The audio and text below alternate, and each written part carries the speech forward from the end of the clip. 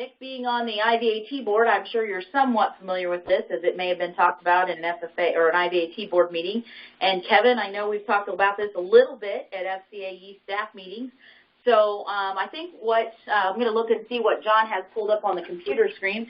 But what we're looking at on the computer screen are just the numbers that are being proposed. And this structure is what we put out in a listserv message probably about a month ago, almost 2 months ago, and asking teachers to look at that and give feedback to the FFA board so we can make a decision on what affiliation package we would like to offer teachers in our state.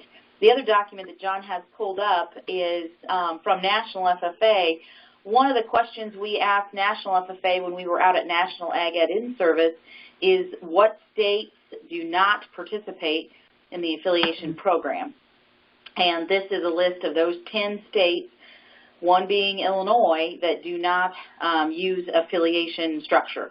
Now, not every state is completely 100% affiliated.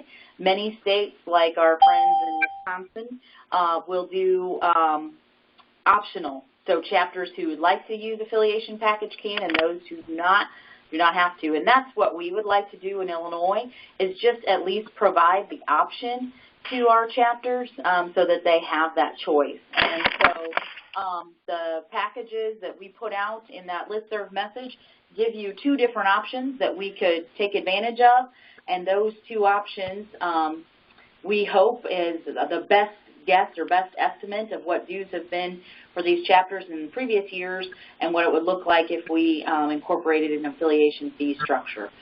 So really what we'd like to do is answer any questions or listen to any feedback that you have that you would like for us to share with the FFA board or keep in mind when the FFA board is making these decisions.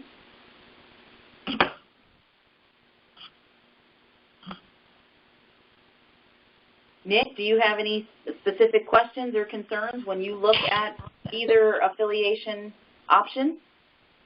Not really. I was just being nosy and listening to see what other people thought. We were hoping we would get a lot of people in to see if there was some feedback. Did someone else join us while we were talking? Jessica Collins. Hey guys, sorry, I didn't want to interrupt. No, you're fine. No, you're fine. So right now on the call we have Nick James, Jessica Collins, and Kevin Larson. Tammy Yard and John and myself, Mindy Bunkmar, are here from the FFA Center. Happy to answer any questions or, again, listen to any feedback you guys have for us. Or are there any other questions that you've heard since this has been presented? We've got a few at the office that we can kind of go over the highlights of the questions that we've got. John, maybe you could pull up the survey results from the last listserv message I sent. I can work on that. And then so then you guys can see what the rest of the state is interested in. Any other questions you guys have heard of or concerns since this has been presented? Mindy, this is Kevin. 2 questions to start off with. I guess the numbers that you came up with for the affiliation fees, depending on the program size or the student size, where did you come up with those numbers? Just curious.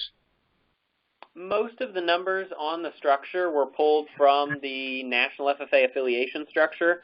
So we took basically what their fee structure was in this column and then did a percentage of what our traditional fees are compared to their fees and a percentage of that for the state fee. We also implemented a flat fee per se, so that we've been discussing through FFA board meetings the need to fund our district events, and each district currently does that differently. In some districts, they ask all chapters to pay in.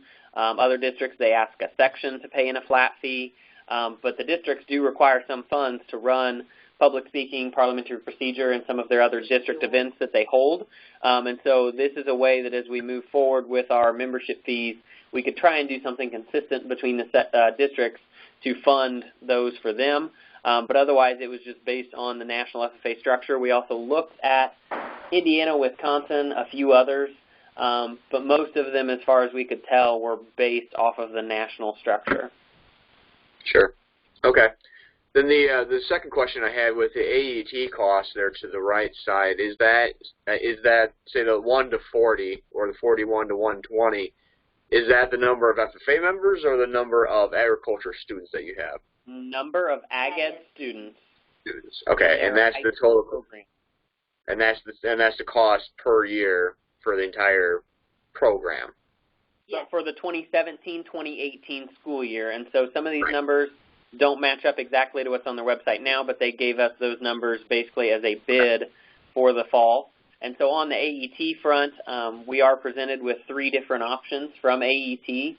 One of them is to become completely an AET state and basically pay for every single chapter in the state of Illinois to be an AET subscriber. In doing so, we could have about a 15% discount on the overall cost of the program. So we could be saving some schools that would plan to switch to AET.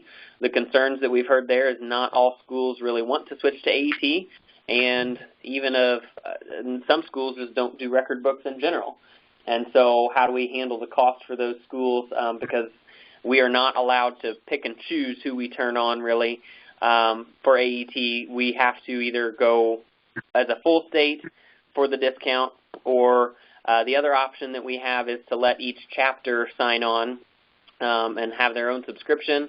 And those are the same as the cost here that we've tried to lump in with Affiliation. And Affiliation is kind of the third option that some other states have done, is they offer Affiliation as an option. They include AET as part of the package so that a school can do it all together.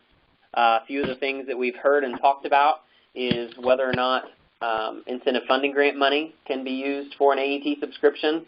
And if AET is lumped in with the membership package, it does not sound like incentive funding grant money or certain other grant monies can be used to pay the AET subscription cost since it's associated with the membership fee.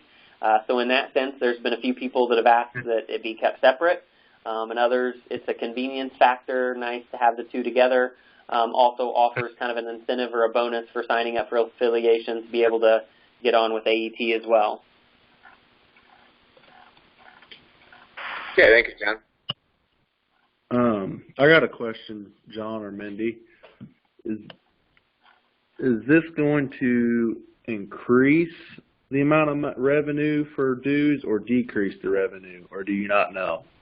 It could do both, depending upon the FFA chapter. For some FFA chapters that are near or already 100%, it's going to decrease the amount of revenue the Illinois FFA Center would get. And for FFA chapters that are nowhere near being 100% chapters, it would increase the amount of revenue coming to the FFA Center. So our hope is that it would somewhat balance out. But both, for chapters that are already 100% or very near that, it's a money savings for chapters, regardless of your size. If you're already near 100% or are 100%, it is savings for that chapter for Illinois FFA.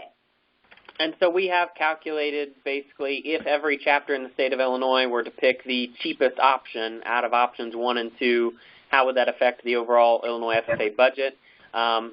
And there is the potential for losing money if only those chapters switch, that it would save them money.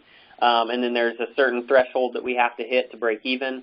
The thing that the board's kind of considered is that's an investment that as the first year happens, we do expect to somewhat lose money or not have as much in membership income. But as an investment moving forward, there is the potential to raise more money than what we have the last few years. And so the document Mindy was talking about that we shared via listserv is basically where the state is at right now on program affiliation fee, and the numbers that would be very likely to switch, would consider switching, or not at all likely to switch to the affiliation fee structure. And for either model, we did have about 27 to 30% that said they're not going to consider switching either way. But that was almost a surprise to us that there are 70% of chapters in the state that are either very likely to switch or would consider switching on either one of these structures. Mm-hmm. What other information can we provide to you today, or what other information can we provide for you to share with other teachers as we move forward with discussing this? Mindy, you might have already said this, but do we know what AET, like the cost that you guys gave us, is that with the discounted rate, or is that what it would be even if we didn't go with the all-state thing? That is not, these rates right here are the full cost that a chapter would incur, whether they sign up for it on their own or we do it as part of program affiliation. Okay. The discounted rate would only be applicable if we turn it on for the whole state. Right. And that's the concern of, we have chapters that don't want to switch to AET, and we have chapters that don't really do record books at all, and how do we manage those costs if we turn the whole state on to get the discount? So if you can imagine that, Jessica, it's AET sending Illinois one flat bill, and we would pay that flat bill, and then we'd invoice every chapter in the state for that amount. And for an FFA chapter that doesn't do record books or doesn't do national chapter award, they see no value in AET, and so they're going to look at that invoice and say, not paying that one.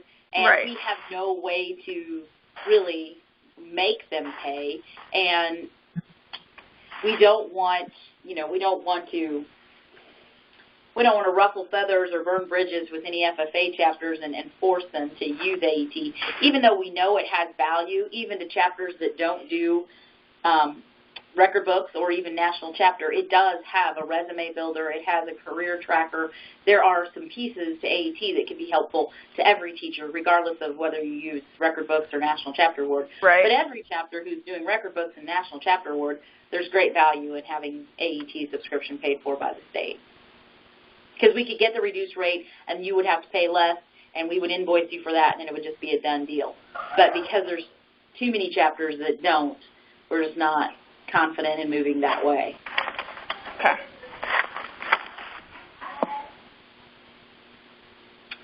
What other questions can we answer? What other information can we provide?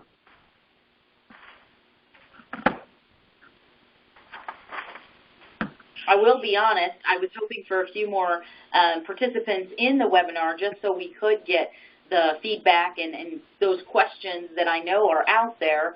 But I really do appreciate those of you who did call in today.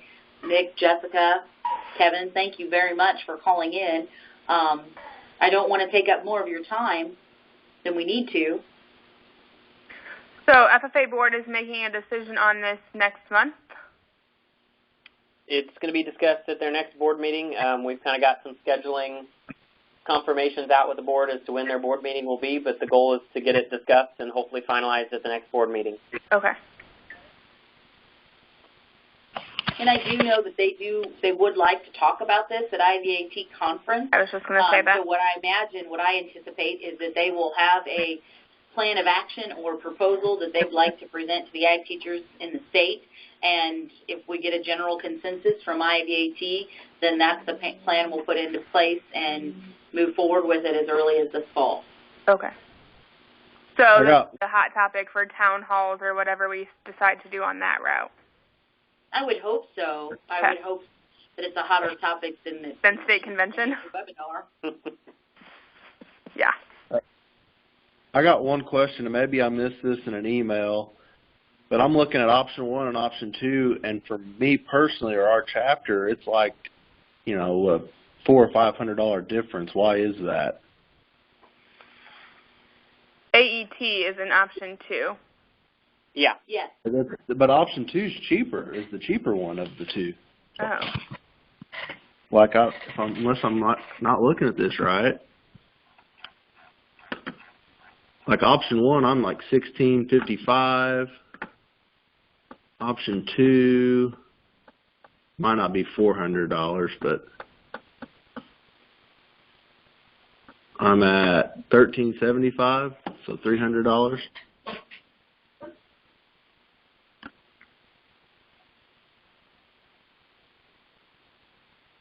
Or is that like a miscalculation because I'm lower than schools that are a lot smaller than me? That's interesting. Yeah, because as I look up here, Galatia that has 52 kids and 31 FFA members, they're 1730,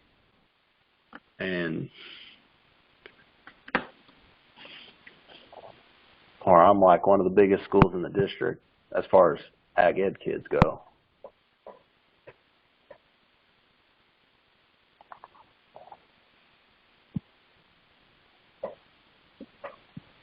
Yeah, that'll be one we have to look into.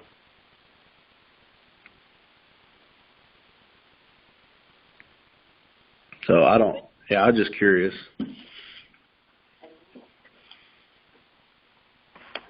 Yeah, I don't think something's calculating there, but that's the first we've ever had anybody bring something up, so I will have to look into that one. Well, and just honestly, looking at some of these numbers, they don't really make sense. If you look at the enrollment numbers, you know what I mean, in Section 25. On which option? Option 2.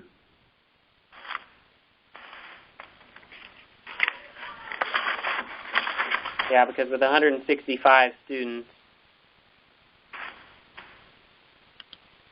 I'm one of the lower ones. You should be higher than that on option 2. There's something not calculating right there. Okay. So otherwise, I'd say let's go option 2. And then when you actually get the bill for option 2, you'll be like, wait a minute, what happened here? So, yeah, let us get that figured out. Exactly. So maybe I did help you today. Yeah. You did. It was very helpful. Yes, regardless of the number of people on the call, this is very helpful for us. And everybody who has taken the survey, that is very helpful for us, too, not just with affiliation, but with what we want to do with Easy Records, what we want to do with 212, 360, all the questions we ask on the survey, the responses we get back just help us tremendously in helping the board make forward.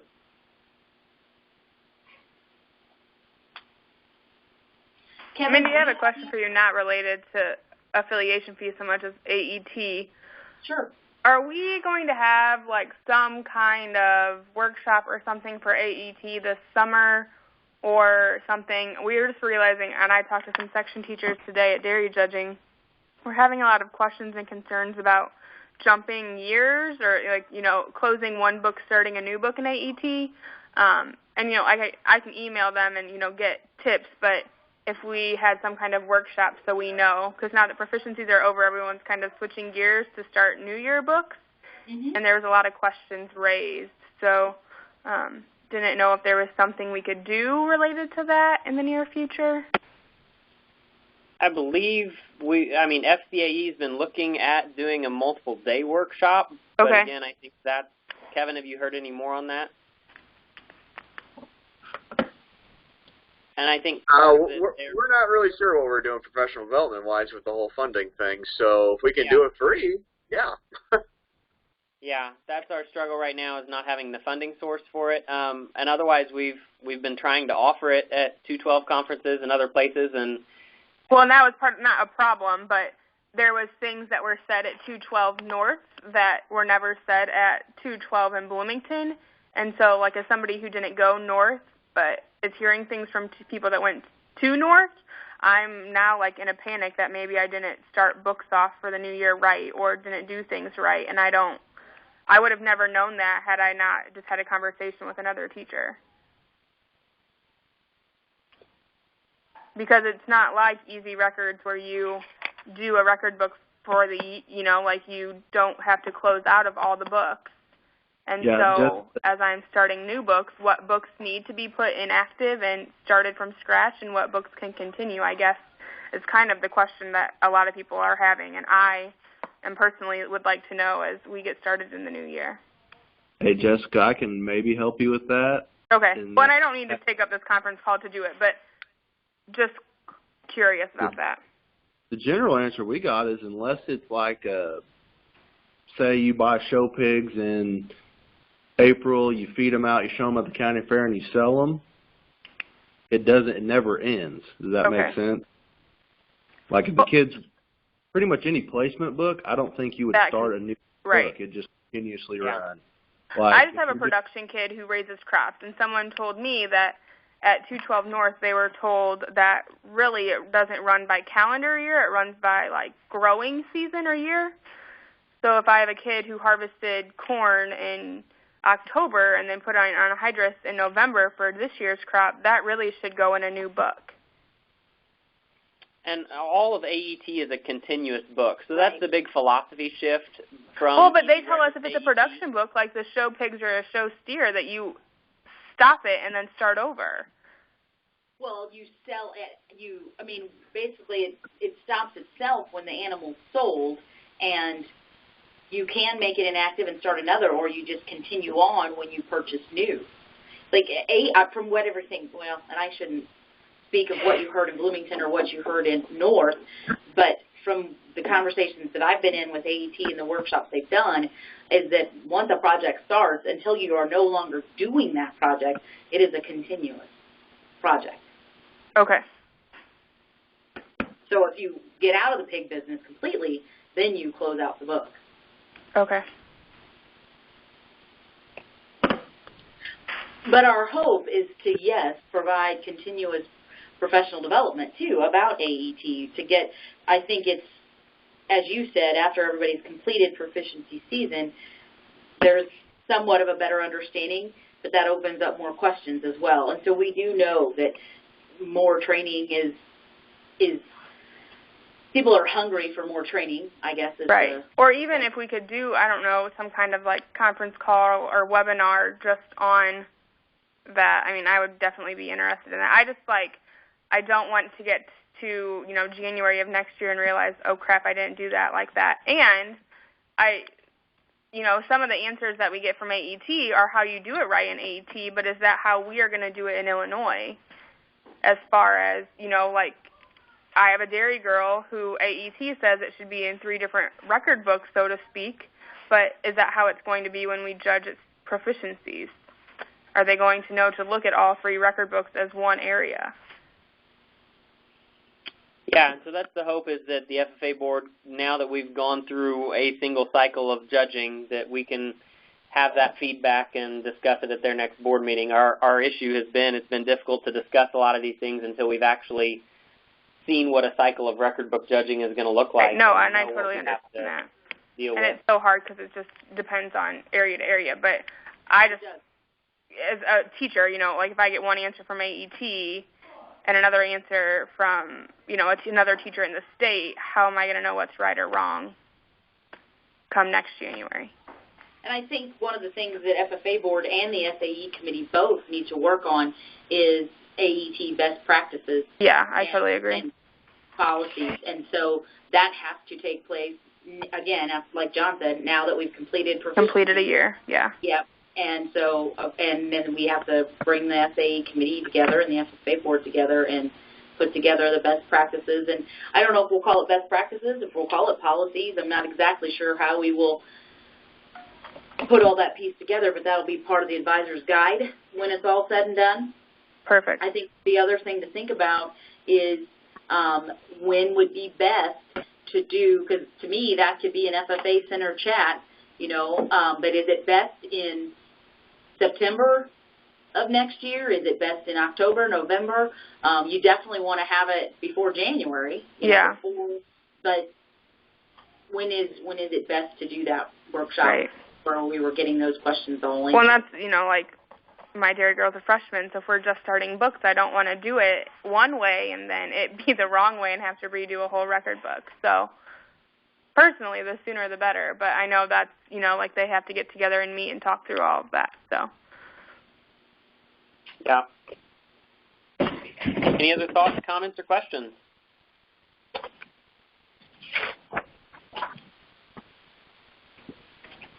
Thank you guys for your time very much. Yeah. And Nick, John and Nick, I know you're both on here, so if you haven't seen your email, Corky, we're doing a conference call at 7. Sounds good. Yeah. So. Talk to you in a few hours. Soon. Okay, see you guys. Bye. Thanks.